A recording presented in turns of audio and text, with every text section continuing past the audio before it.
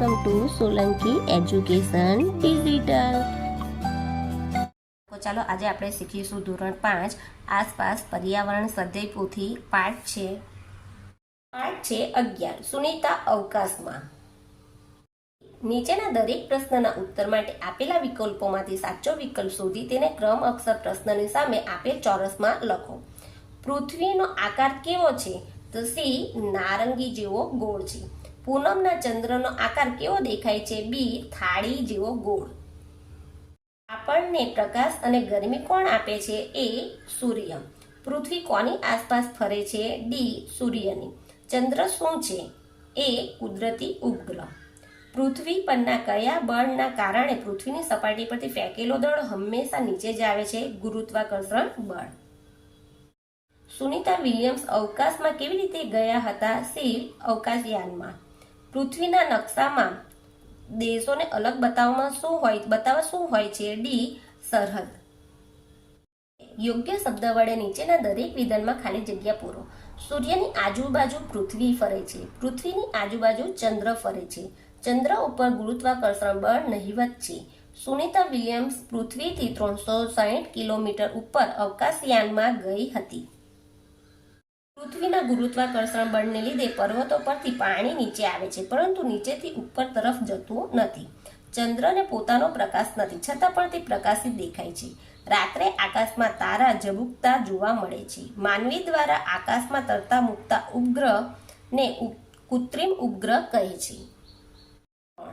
નીચેના વિધાનોમાં સાચા વિધાનો સામે ખરું અને ખોટા વિધાનો સામે ખોટાની નિશાની કરો. પહેલું, પૃથ્વી એ સૂર્યમંડળનો એક ગ્રહ છે. ખરું. પૃથ્વી ચંદ્રની આજુબાજુ પ્રદક્ષિણા કરે છે. ખોટું. સૂર્ય એક પ્રકારનો તારો છે. ખરું. સુનીતા વિલિયમ્સ 6 મહિના કરતાં વધારે સમય અવકાશમાં રહ્યા હતા. ખરું. અજવાળિયાની શરૂઆત શુદ્ધ એકમથી થાય છે. ખરું. અંધારિયાનો છેલ્લો દિવસ પૂનમ કહેવાય છે. ખોટું. પૃથ્વીનું વાતાવરણ માનવ જીવન માટે અનુકૂળ છે. ખરું.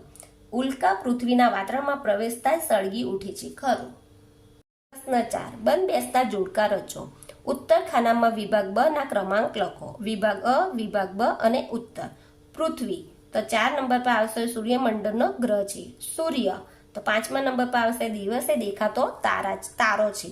ચંદ્ર તો શું આવશે? પહેલા નંબર પર પૃથ્વીનો ઉપગ્રહ છે. ચોથું તારા. બીજા નંબર પર આવશે રાત્રે ઝબૂકતા જોવા મળે છે. પ્રશ્ન 5. નીચેના પ્રશ્નોના ઉત્તર 1-2 વાક્યમાં લખો. પહેલું, પૃથ્વી શું છે? પૃથ્વી સૂર્યમંડળનો એક ગ્રહ છે જેના પર સજીવોનું અસ્તિત્વ છે. અજવાળિયામાં ચંદ્ર ક્યારે ઉગે છે? અજવાળિયામાં ચંદ્ર દિવસે ઉગે છે. ચંદ્ર કઈ તિથિએ બિલકુલ દેખાતો નથી? ચંદ્ર અમાસની તિથિએ બિલકુલ દેખાતો નથી. સૂર્યમાંથી આપણને શું મળે છે? સૂર્યમાંથી આપણને ગરમી અને પ્રકાશ મળે છે. કૃત્રિમ ઉપગ્રહ કોની આસપાસ પ્રદક્ષિણા કરે છે? કૃત્રિમ ઉપગ્રહ પૃથ્વીની આસપાસ પ્રદક્ષિણા કરે છે. આકાશમાં આપણને શું દેખાય છે? આકાશમાં આપણને દિવસે સૂર્ય અને રાત્રે ચંદ્ર તથા તારાઓ દેખાય છે. રાત્રે કેટલાક ગ્રહો પણ દેખાય છે. પૃથ્વીની આસપાસ કોણ ફરે છે? ચંદ્ર પૃથ્વીની આસપાસ ફરે છે. તેમજ કૃત્રિમ ઉપગ્રહ નિશ્ચિત કક્ષામાં પૃથ્વીની પરિક્રમા કરે છે. ભારતીય હોય તેવા 2 મહિલા અમેરિકન અવકાશ યાત્રીઓના નામ આપો. મૂળ ભારતીય હોય તેવા 2 મહિલા અમેરિકન અવકાશ યાત્રીઓ કલ્પના ચાવલા અને સુનીતા વિલિયમ્સ છે. ઉલ્કા કોને કહે છે? ઉલ્કા એ આકાશી પદાર્થ છે જે સૂર્યની આસપાસ ફરતા ખડકોના નાના ટુકડાઓ છે. પૃથ્વીનો ઉપગ્રહ કયો છે? પૃથ્વીનો ઉપગ્રહ ચંદ્ર છે.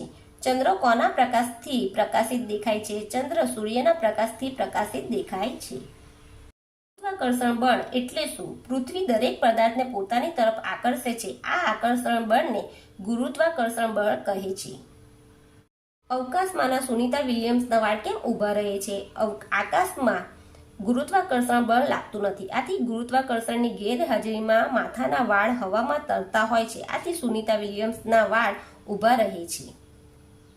પૃથ્વી ગોળા જેવી હોય તો આપણે નીચે કેમ પડી જતા નથી? પૃથ્વીના ગુરુત્વાકર્ષણ બળના કારણે આપણે પૃથ્વીની સપાટી તરફ સતત આકર્ષાયેલા રહીએ છીએ. તેથી પૃથ્વી ગોળા જેવી હોવા છતાં આપણે નીચે પડી જતા નથી. તમે પૃથ્વીના ગોળા પર શું જોઈ શકો છો? હું પૃથ્વીના ગોળા પર વિવિધ ખંડો, દેશો, સમુદ્ર, ધ્રુવ પ્રદેશો, અક્ષાંશ અને રેખાંશ વગેરે જોઈ શકું છું. 6. નીચેના પ્રશ્નનો ઉત્તર લખો. પહેલું, તમે ક્યારેય બપોરે 12 વાગે ચંદ્ર જોયો છે? આપણે દિવસે તારા અને ચંદ્ર કેમ સરળતાથી જોઈ શકતા નથી? ના, મેં ક્યારેય બપોરે 12 વાગે ચંદ્ર જોયો નથી. સૂર્ય પૃથ્વીની ખૂબ જ પ્રકાશ અને ગરમી આપે છે. સૂર્યના તેજસ્વી પ્રકાશની સરખામણી તારા અને ચંદ્રનો પ્રકાશ ખૂબ જ ઝાંખો હોવાથી તે દેખાતો નથી. આથી આપણે દિવસે તારા અને ચંદ્ર સરળતાથી જોઈ શકતા નથી. સૂર્ય, પૃથ્વી અને ચંદ્ર વચ્ચે શો સંબંધ રહેલો છે? સૂર્ય એક તારો છે. પૃથ્વી સૂર્યમંડળનો એક ગ્રહ છે. પૃથ્વી સૂર્યની આસપાસ ફરે છે. ચંદ્ર પૃથ્વીનો ઉપગ્રહ છે અને પૃથ્વીનો ઉપગ્રહ ચંદ્ર છે. સૂર્ય સૌથી મોટો છે, તેનાથી નાની પૃથ્વી અને પૃથ્વીથી નાનો ચંદ્ર, આમ ત્રણેય અવકાશી પદાર્થો છે. ચંદ્ર સાથે કયા તહેવારો સંબંધિત છે? 8 તહેવારોના નામ લખો. દિવાળી, ભાઈબીજ, દેવ દિવાળી, મહાશિવરાત્રી, હોળી, રામનવમી, હનુમાન જયંતિ, રક્ષાબંધન, જન્માષ્ટમી, ગણેશ ચતુર્થી વગેરે તહેવારો તેમજ ઈદ પણ ચંદ્રની સાથે જોડાયેલા તહેવાર છે. ચંદ્રની કળાઓ વિશે ટૂંકમાં સમજ આપો. ચંદ્રને પોતાનો પ્રકાશ નથી. ચંદ્ર પર સૂર્યપ્રકાશ પડવાથી ચંદ્ર પ્રકાશિત દેખાય છે. ચંદ્ર દરરોજ એક સરખો પ્રકાશિત દેખાતો નથી. ચંદ્રના પ્રકાશિત દેખાતા ભાગના કદમાં વધઘટ થયા કરે છે. આથી ચંદ્રના પ્રકાશિત ભાગનો આકાર બદલાયા કરે છે અને ચંદ્રની કળાઓ કહે છે. સુદ એકમથી પૂનમ સુધીના ચંદ્રના પ્રકાશિત દેખાતા ભાગનું કદ ક્રમશઃ વધતું જાય છે. પૂનમના દિવસે ચંદ્ર પૂર્ણ કળાએ સંપૂર્ણ ગોળ દેખાય છે. પૂનમ પછી વદ એકમથી ચંદ્રની કળા ક્રમશઃ ઘટતી જાય છે અને અમાસના દિવસે બિલકુલ દેખાતો નથી. અવકાશયાનમાં મુસાફરી કરતા અવકાશયાત્રીને કઈ કઈ મુશ્કેલીઓનો સામનો કરવો પડે છે તે ટૂંકમાં સમજાવો. અવકાશયાત્રી વજનવિહીન સ્થિતિનો અનુભવ કરે છે. આથી અવકાશયાત્રી અવકાશયાનમાં ફુગ્ગાની જેમ અવકાશમાં તરતો રહી આમ તેમ ફરતો રહે છે. વસ્તુઓ, ખોરાક, પાણી અવકાશમાં તરતા રહે છે. કે બેઠક પર બેસવા આપણી જાતને બેઠક સાથે બાંધેલી રાખવી પડે છે. આમ અવકાશયાત્રીઓને સામાન્ય વસ્તુઓ પણ અલગ રીતે કરવી પડે છે. તફાવતના 2 મુદ્દા લખો. સૂર્ય અને ચંદ્ર. સૂર્ય તારો છે, જ્યારે ચંદ્ર પૃથ્વીનો ઉપગ્રહ છે. સૂર્ય સ્વયં પ્રકાશિત છે, જ્યારે ચંદ્ર પર પ્રકાશિત છે, તેને પોતાનો પ્રકાશ નથી. પૃથ્વી અને ચંદ્ર. તો પહેલું, પૃથ્વી સૂર્યમંડળનો એક ગ્રહ છે, જ્યારે ચંદ્ર એ પૃથ્વીનો ઉપગ્રહ છે. બીજું, પૃથ્વીની સૂર્યની આસપાસ પરિક્રમા કરે છે, જ્યારે ચંદ્ર પૃથ્વીની આસપાસ પરિભ્રમણ કરે છે. નીચેના પ્રશ્નોના માંગ્યા મુજબ ઉત્તર લખો. પહેલું, અવકાશયાનમાંથી લીધેલા પૃથ્વીનો ફોટોગ્રાફ જુઓ અને નીચેના પ્રશ્નનો ઉત્તર લખો. આ પૃથ્વી છે, એના પરથી આપણે એના પ્રશ્નના જવાબ લખીશું. ભારત જોઈ શકો છો? ના, હું ભારત જોઈ શકતો નથી. તમે બીજી કોઈ જગ્યા ઓળખી શકો છો? હા, હું દરિયો ઓળખી શકું છું. દરિયો ક્યાં છે? પૃથ્વીના ફોટોગ્રાફમાં નીલા ભાગમાં દરિયો છે. વિચારે, ગોળામાં અને પૃથ્વીના ફોટોગ્રાફ વચ્ચે કઈ સમાનતા છે? કઈ રીતે તે અલગ છે? ગોળામાં અને પૃથ્વીના ફોટોગ્રાફમાંથી પૃથ્વી ગોળ છે એમ દેખાય છે અને આ સમાનતા છે. અલગ એ છે કે પૃથ્વીના ફોટોગ્રાફમાં દેશો અને જગ્યાઓ ઓળખવી મુશ્કેલ છે, જ્યારે પૃથ્વીના ગોળામાં દેશોની સરહદો દર્શાવી હોવાથી સરળતાથી ઓળખી શકાય છે. નકશાને જુઓ અને નીચેના પ્રશ્નનો ઉત્તર લખો. આ ભારતનો નકશો છે, એના પરથી આપણે પ્રશ્નનો જવાબ લખીશું. તમે કયા રાજ્યમાં રહો છો તે રાજ્ય નકશામાં શોધી બતાવો. હું ગુજરાત રાજ્યમાં રહું છું. તે નકશામાંથી હું શોધી બતાવું છું. તમે જે રાજ્યમાં રહો છો તેની બાજુમાં કયા કયા રાજ્ય આવેલા છે? હું ગુજરાત રાજ્યમાં રહું છું. ગુજરાત રાજ્યની બાજુમાં રાજસ્થાન, મધ્યપ્રદેશ અને મહારાષ્ટ્ર આવેલા છે. બીજા કોઈ રાજ્યમાં ગયા છો? નામ લખી નકશામાં બતાવો. હા, મારી શાળાના જુદા જુદા પ્રવાસોમાં હું રાજસ્થાન, મહારાષ્ટ્ર, હિમાચલ પ્રદેશ, ઉત્તરાખંડ, કાશ્મીર, પંજાબ રાજ્યમાં ગયો છું. વિચારે છે કે જમીન પર રાજ્યો વચ્ચે સરહદો દોરેલી છે. તમે શું માનો છો? ના, જમીન પર રાજ્યો વચ્ચે કોઈ પણ પ્રકારની સરહદો દોરેલી નથી. તે ફક્ત નકશામાં દર્શાવવામાં આવે છે. ટૂંક નોંધ લખો. કૃત્રિમ ઉપગ્રહ. કૃત્રિમ ઉપગ્રહ માણસે અવકાશમાં છોડેલો ઉપગ્રહ છે કે જે પૃથ્વીની નિશ્ચિત કક્ષામાં પરિક્રમા કરે છે. 1957માં સર્વપ્રથમ રશિયાએ કૃત્રિમ ઉપગ્રહ એક અવકાશમાં મૂક્યો હતો. આ ઉપગ્રહ પછી ઘણા બધા કૃત્રિમ ઉપગ્રહ અવકાશમાં મૂકવામાં આવ્યા છે.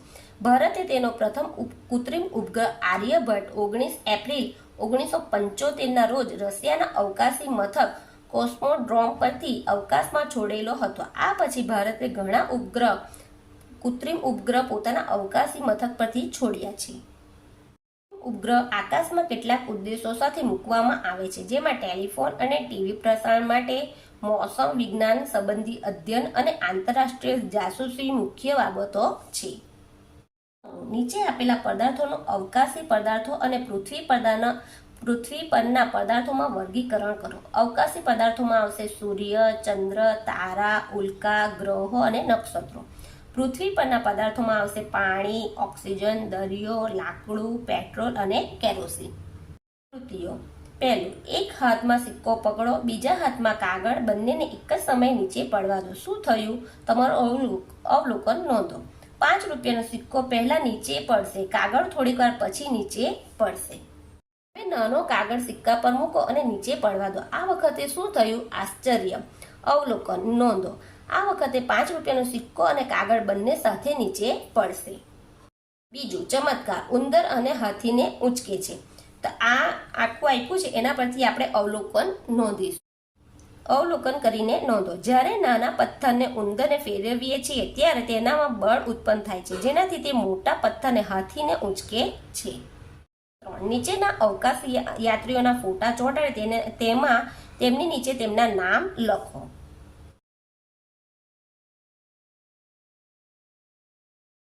પ્રશ્ન: નીચેના દરેક પ્રશ્નના ઉત્તર માટે આપેલા વિકલ્પોમાંથી સાચો વિકલ્પ શોધીને તેનો ક્રમ અક્ષર પ્રશ્નની સામે આપેલ ચોરસમાં લખો. પહેલું, સુદ એકમથી પૂનમ સુધીનું પખવાડિયું કયા નામથી ઓળખાય છે? તો બી, અજવાળિયું. અવકાશી પદાર્થ ઉપગ્રહ છે. એ, ચંદ્ર. સુનિતા વિલિયમ્સે કઈ સાલમાં અવકાશ યાત્રાની શરૂઆત કરી હતી? એ, 2006 થી. કયા અવકાશી પદાર્થને ખરતો તારો કહે છે? સી, ઉલ્કા. જો તમને આ વિડીયો ગમે તો મારા વિડીયોને લાઈક કરજો, શેર કરજો, સબસ્ક્રાઈબ કરજો. Thank you.